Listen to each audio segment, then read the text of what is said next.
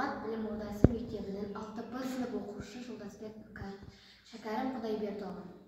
Достыңыз зор, дұшпаның қор, бар тілекке жетсеңіз, сансыз бақыт, алтын тақыт, барша жаннан өтсеңіз.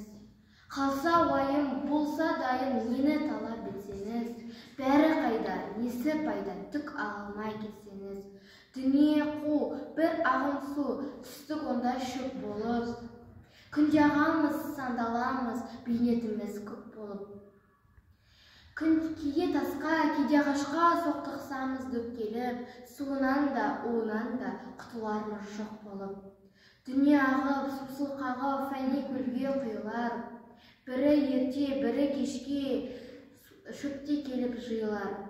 Көлге барып, тыным алып, сонда бәрі сыйлар. Алды тыныс, болды тыныш, су ағыны қиылар.